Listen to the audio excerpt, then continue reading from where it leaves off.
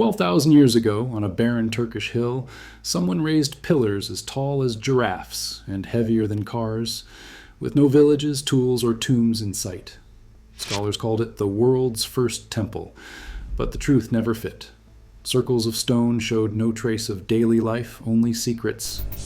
Now a decades-old paradox has exploded as new findings reveal a geometric blueprint embedded across the entire site, an impossibility for Stone Age hunter-gatherers. If this master plan really existed, what does that mean for everything we think we know about the origins of civilization? The answer demands rethinking the human story from the ground up. On a wind-swept ridge in southeastern Turkey, the ground rises gently, crowned by stone circles that defy time and explanation. Here, the pillars stand silent and immense. Each one is carved from pale limestone, reaching nearly 6 meters into the sky and weighing as much as 10 tons. They are T-shaped, arranged in rings, some tightly clustered, others spaced apart, but always precise, always deliberate. The scale is staggering. Even today, moving a single pillar would require heavy machinery and careful planning. Yet these stones were set upright 12,000 years ago, long before metal tools or the wheel. There is no sign of the things archaeologists expect from ancient settlements. No hearths blackened by fire, no clay ovens, no scatter pottery, no burials hidden beneath the floor. The soil between the pillars yields no seeds of domesticated wheat, no animal pens, no traces of houses or everyday life. Instead, the ground is swept clean, as if daily routines were forbidden here. Only the stones remain, their surfaces alive with carvings, foxes with sharp muzzles, vultures with outstretched wings, scorpions curling along the base, snakes slithering in lines that seem to pulse with meaning. The circles themselves are not small. Some measure more than 20 meters across, their central pillars rising like sentinels. Each ring is a feat of engineering, the stones set into bedrock, the layout echoing with patterns that repeat across the site. The hill offers no natural reason for such effort. There is no river, no fertile fields, only a commanding view of the dry plains below. For generations, local farmers plowed these slopes, turning up fragments of carved stone and dismissing them as leftovers from forgotten empires. It took modern excavation to reveal the true age and scale of the site. That discovery made the paradox even sharper.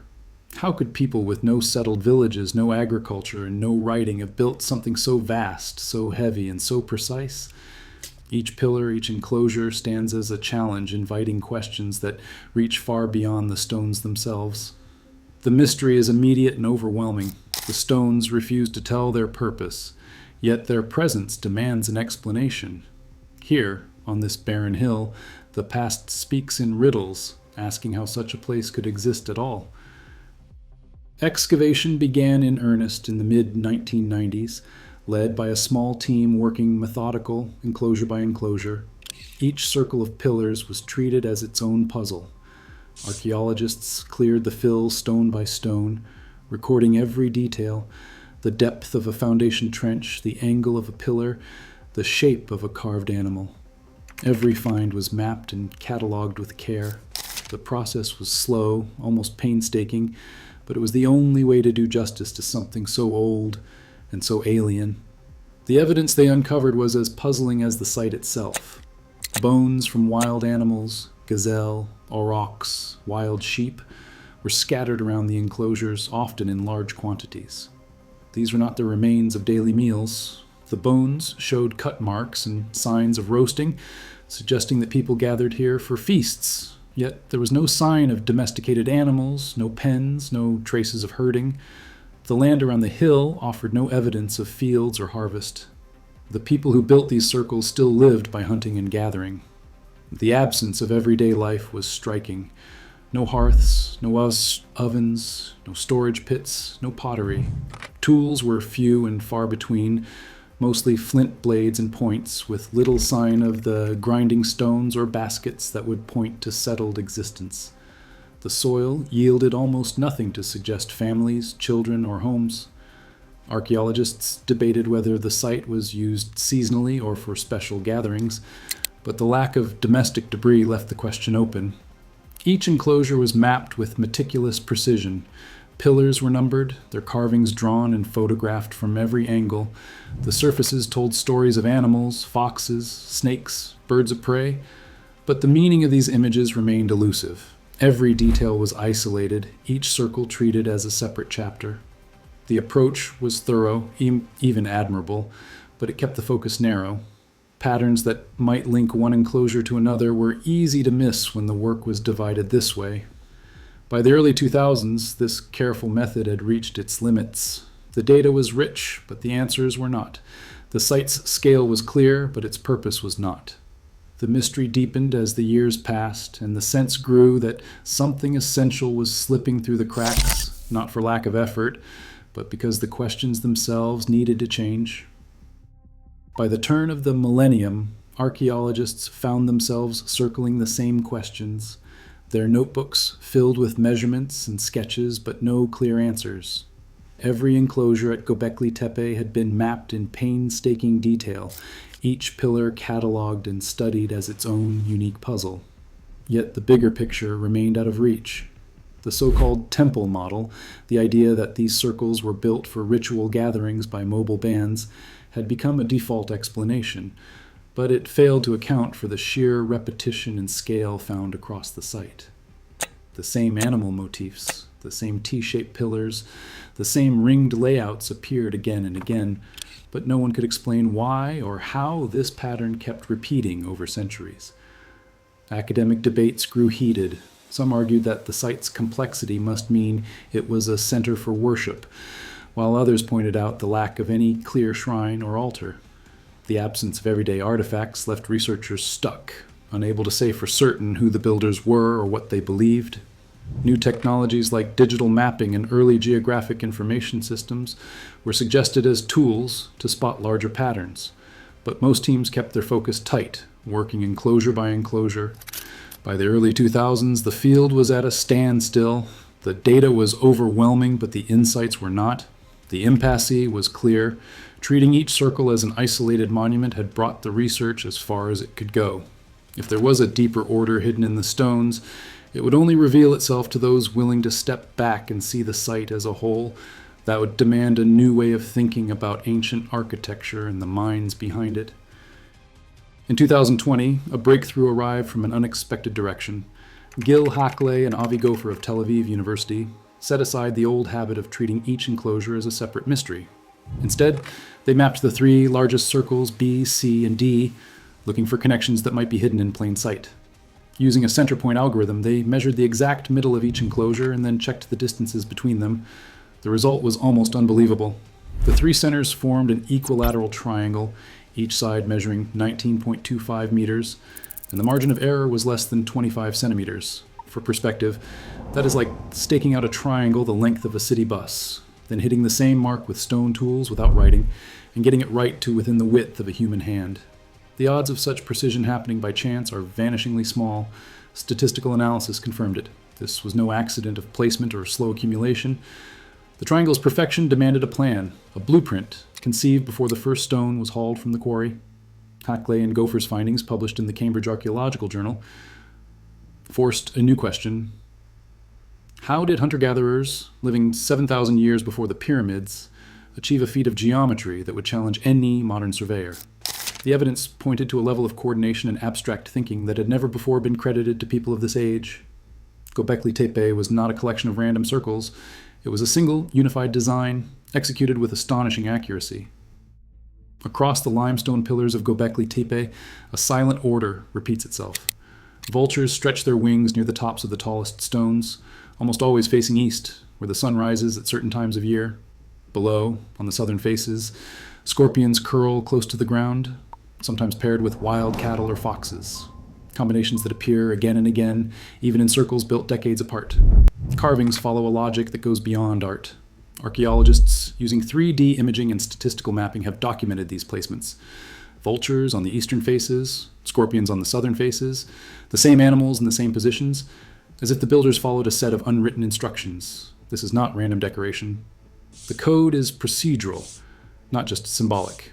Each enclosure's central pillars stand as twins, carved with arms folded along their sides, belts cinched around their middles. They are not just stones. They carry human features, suggesting ancestors or legendary figures. These anthropomorphic pillars appear in every major circle, their presence anchoring the design and linking generations through shared memory. Consistency is striking. Motif mapping reveals that animal pairings, vulture and snake, scorpion and bull, are placed with such regularity that chance is ruled out. Oral tradition must have carried these rules from one group of builders to the next, preserving a blueprint across centuries without writing. The carvings act as both instruction and memory, a living protocol that allowed the site's geometric plan to endure. In the stone, the story of a culture unfolds, one that valued transmission and the power of shared symbols. In 2025, a new chapter opened at Göbekli Tepe when a team, led by Professor Barbara Horeges, began scanning beneath the surface using ground-penetrating radar. For decades, archaeologists had assumed the hill held only what was visible: stone circles, carved pillars, and clean soil swept of daily life. The radar told a different story. Below the layers of ancient fill, the scans revealed a series of rectangular anomalies, each measuring several meters across. Their straight edges and regular shapes stood out sharply against the natural bedrock and the circular enclosures above. Some measured roughly 5 meters by 10 meters, dimensions that matched early Neolithic dwellings found elsewhere in the region. These discoveries challenged everything researchers thought they knew about the site. The absence of hearths, ovens, or storage had always been a puzzle. Now the possibility of hidden rooms or houses suggested that some people may have lived on this hill, at least part of the year. The idea that Göbekli Tepe was only a ceremonial center no longer seemed certain.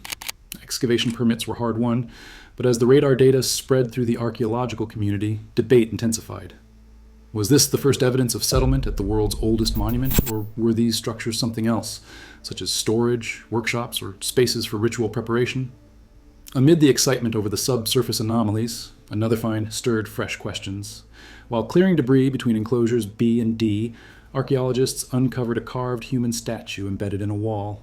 The figure had been placed deliberately, its features echoing the stylized form seen on the site's central pillars: arms folded, face abstract, body elongated. Unlike the animal carvings, this statue stood alone, hidden from view for thousands of years. Its placement suggested it was not meant for display, but for safekeeping, perhaps as a relic from an earlier phase of the site's use. Experts noted that the statue's surface showed no clear signs of prolonged handling or ritual movement. Instead, it appeared to have been sealed away as part of a final act of closure. The combination of buried rooms and hidden relics forced archaeologists to reconsider the boundaries between ritual and daily life at Göbekli Tepe. The site was no longer just a puzzle of stone circles and animal carvings. It had become a layered record of changing intentions, a place that may have seen both sacred gatherings and the first hesitant steps toward permanent settlement. The closing of Göbekli Tepe was not a gradual fading away, but a feat of organization and labor on a scale few would expect from the world of hunter-gatherers. When the decision came to bury the enclosures, it meant moving more than 1,000 tons of limestone rubble for each circle, enough to fill the cargo hold of a modern ocean freighter. The fill was not random debris. Archaeologists found it consisted of clean quarry chips, layered with purpose, mixed with charcoal and laid down in quick succession. There is no sign of weathering or plant growth between layers, evidence that the burial was carried out in a tightly coordinated campaign, not over generations, but likely within a single season. Experimental archaeology has tried to estimate what this work demanded. At Bonn University, a team of 50 volunteers managed to backfill a test pit with 100 tons of stone in just 2 weeks, using only Neolithic-style tools and baskets.